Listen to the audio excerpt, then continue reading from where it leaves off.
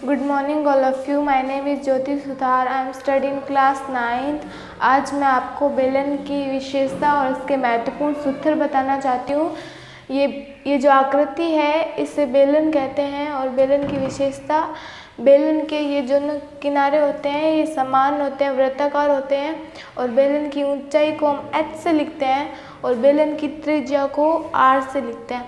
और अब बेलन के महत्वपूर्ण सूत्र की बात करते हैं तो बेलन के सिरे की परिधि 2πr और बेलन के सिरे का क्षेत्रफल πr² और बेलन का वक्र पृष्ठीय क्षेत्रफल, ये जो वक्र पृष्ठीय क्षेत्र होता है इसको 2πrh से लिखेंगे और बेलन का संपूर्ण पृष्ठीय क्षेत्रफल, जैसे ही बीच वाला, ऊपर वाला और नीचे वाला, इन दोनों को मिक्स करेंगे तो एक सूत्र बनेगा, उसे 2πr(h+r) कहेंगे। बेलन का आयतन, जैसे हमने इसमें पानी डाला तो ये तले में जाएगा और जैसे बढ़ेगा तो ये πr² h से लिखेंगे। Thank you. ठीक है, आपके सामने देखिए बेलन के बारे में पूरा डिटेल से ज्योति ने आपको बढ़िया तरीके से समझा दिया है। तो ये बच्चों ने टीचर्स डे पर एक छोटा सा अपनी तरफ से ही कहा कि सर हम कुछ अलग करना चाहते हैं, मुझे तो पता ही नहीं था क्या करने वाले, तो इन्होंने कहा कि हम ऐसा कुछ करना चाहते हैं। तो मैंने सोचा कर लो, कोई देंगे बच्चे।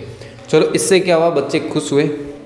तो आपको क्या किया, इन्होंने बेलन के बारे में पूरा डिटेल से खुद ने बनाया, बनाने के बाद आपको बढ़िया तरीके से बता दिए। ये विभिन्न प्रकार के बच्चों को क्लासों में इसी तरीके से समझाया गया कि सूत्र कैसे बनाए जाते हैं, क्या है पूरा डिटेल से। लेकिन बच्चे क्या है, पूरा डिटेल से खुल के बोल नहीं पाते हैं, फिर भी बच्चों को मौका मिला और बच्चे धीरे धीरे सीख जाएंगे। फिर इमाम भी इसी तरीके से। अब देखिए आप नेक्स्ट बच्चे आपके सामने आने वाले हैं। My name is Balkrishna, I study in class 7th। आज मैं आपको व्रत के बारे में बताऊंगा, व्रत की विशेषताएं एवं व्रत के महत्वपूर्ण सूत्र।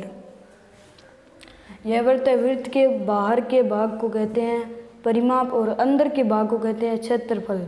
वृत्त के बीच में एक बिंदु होती है, उसे ओ या केंद्र कहते हैं। केंद्र से या सामने से एक लाइन होती है, उसे परिमाप तक यहाँ से एक लाइन जाती है, उसे त्रिज्या कहते हैं। और यहाँ से ये लाइन जाती है, उसे व्यास कहते हैं। और अब बात करते हैं व्रत के महत्वपूर्ण सूत्र की।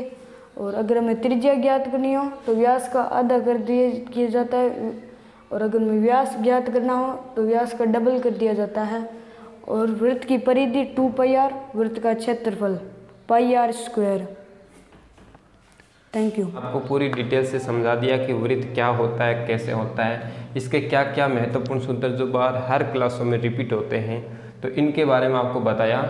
अपनी तरफ से बच्चों ने पूरी कोशिश की है, फिर भी बच्चे क्या है खुल के बोल नहीं पाते हैं, लेकिन धीरे धीरे बच्चे भी स्टार्ट हो जाएंगे बोलने के लिए। ऐसा मौका उन बच्चों को मिलना ज़रूरी है। तो इसी तरीके से अब आपके सामने नेक्स्ट स्टूडेंट्स आ रहे हैं। गुड मॉर्निंग, मेरा नाम रितिका है, मैं कक्षा 8 के स्टूडेंट हूँ। मैं घन के बारे में कुछ विशेषताएं या महत्वपूर्ण सूत्र बताना चाहती हूँ। ये एक घन है, ये घन के शीर्ष है और ये फलक है और ये किनारे हैं घन के, और लंबाई, चौड़ाई, ऊंचाई है घन की विशेषताएं। घन की लंबाई, चौड़ाई व ऊंचाई तीनों समान होती है, L = B = H = A। और घन में 6 फलक F यानी वर्गाकार होते हैं। घन में 8 कोने शीर्ष V होते हैं। घन में 12 किनारे E होते हैं और इन सबको मिलाकर एक ऑयलर सूत्र बनता है, V + F = E+2। और घन के महत्वपूर्ण सूत्र, घन के प्रत्येक फलक का परिमाप 4 भुजाएं समान होती है तो 4 × भुजा। घन के प्रत्येक फलक का क्षेत्रफल भुजा स्क्वायर यानी घन का भुजा क्यूब भुजा स्क्वायर। और घन के प्रत्येक फलक का विकर्ण √2 × भुजा। और घन का संपूर्ण पृष्ठ क्षेत्रफल एक फलक का भुजा स्क्वायर होता है तो संपूर्ण पृष्ठ क्षेत्रफल 6 × भुजा स्क्वायर।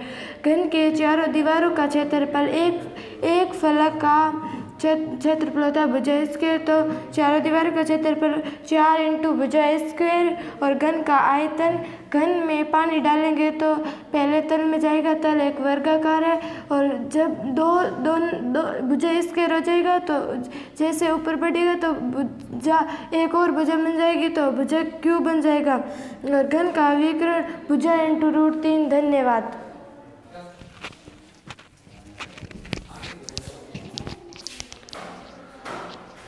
ठीक है, आपके सामने देखिए घन के बारे में बताया कि घन जो है उसकी क्या विशेषताएं होती है, घन के क्या क्या फॉर्मूले होते हैं, पूरे डिटेल से आपको समझाया अपनी तरफ से कोशिश करके, और कैसे फॉर्मूले सारे बच्चों को बताए हुए हैं कि कैसे क्या बनते हैं।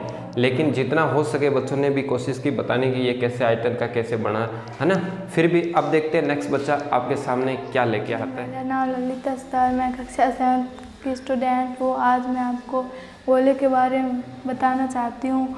ये गोला है, इस गोले की त्रिज्या r है, इस गोले की ऊंचाई 2r है, इस गोले का क्षेत्रफल 4πr² है। गोले का महत्वपूर्ण सूत्र, गोले का पृष्ठीय क्षेत्रफल 4πr², गोले का आयतन 4/3πr³, गोले का संपूर्ण पृष्ठीय क्षेत्रफल 4πr। मेरा नाम है सुनील मिथिला, मैं कक्षा 9 में पढ़ता हूँ। मैं आपको शंकु के बारे में कुछ विशेषता बताना चाहता हूँ। ये शंकु है, ये इसकी त्रिज्या ऊंचाई है जो हम L से लिखते हैं।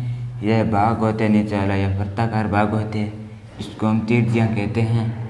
और इस ऊंचाई को हम लंबवत ऊंचाई कहते हैं जिसको S से दर्शाते हैं। शंकु की विशेषता, शंकु के आधार वृत्ताकार होते हैं, ये आधार वृत्ताकार होता है। शंकु की लंबवत ऊंचाई, ये लंबवत ऊंचाई को हम L से लिखते हैं। शंकु की त्रिज्या ऊंचाई को L से लिखते हैं। शंकु की त्रिज्या को हम R से लिखते हैं। शंकु के महत्वपूर्ण सूत्र, शंकु के आधार की परिधि, शंकु के आधार की परिधि, ये आधार है, इसकी परिधि 2πr, और शंकु के आधार का क्षेत्र πr²। शंकु का वक्र पृष्ठ मतलब गोल का गोल πrl। शंकु का संपूर्ण पृष्ठ पूरे का और नीचे का पूर्ण पृष्ठ क्षेत्रफल πr(l+r)। शंकु का आयतन 1/3πr²h। शंकु की त्रिज्या, शंकु की लंबवत ऊंचाई, शंकु की त्रिज्या ऊंचाई, इस तीनों को हम पाइथागोरस प्रमेय के सूत्र से काट निकालेंगे। शंकु की त्रिज्या रूट के अंदर L² - h²। शंकु की लंबवत ऊंचाई L² - r²। शंकु की त्रिज्या ऊंचाई h²+r²। सुनील ने शंकु के बारे में किस तरीके से होता है, क्या होती है त्रिज्या, क्या ऊंचाई होती है, क्या तिर्यक ऊंचाई होती है, संपूर्ण डिटेल्स आपके सामने बता दिए। इसके क्या क्या फॉर्मूले होते हैं वो भी आपको उसने समझा दिए। अपनी तरफ से बच्चे पूरी कोशिश कर रहे हैं, फिर भी उतना खुल के तो नहीं बोल पाते हैं, लेकिन धीरे धीरे बच्चे ज़रूर सीख जाएंगे। ठीक है, अब देखते हैं नेक्स्ट बच्चा आपके सामने क्या लेके आता है। कक्षा 6 की स्टूडेंट हूँ मैं आपको बताने जा रही हूँ गोला के बारे में। ये आकृति गोला की है, जैसे गेंद। ये यहाँ से यहाँ तक गोला की त्रिज्या है। गोला की त्रिज्या को हम r से कहते हैं। गोला के महत्वपूर्ण सूत्र, गोला के प्रत्येक फलक का क्षेत्रफल 4πr²। गोला के आयतन 4/3πr³। धन्यवाद। मेरा नाम जयप्रकाश है, मैं कक्षा 6 में पढ़ता हूँ और मैं आज आपको अर्धगोले के बारे में कुछ बताना चाहता हूँ। यह अर्धगोला है और अर्धगोले के महत्वपूर्ण सूत्र, अर्धगोले के ऊपरी सिरे की परिधि होती है, अर्धगोले के ऊपरी सिरे की परिधि होती है 2πr, और अर्धगोले के ऊपरी सिरे का क्षेत्रफल होता है πr², और अर्धगोले का आयतन होता है 2/3πr³, और अर्धगोले का वक्र पृष्ठीय क्षेत्रफल होता है अर्धगोले का वक्र पृष्ठीय क्षेत्रफल होता है 2πr², और अर्धगोले का संपूर्ण पृष्ठीय क्षेत्रफल होता है 3πr², और अर्धगोले के ऊपरी भाग और वक्र भाग दोनों को प्लस करने पर 3πr² बनता है।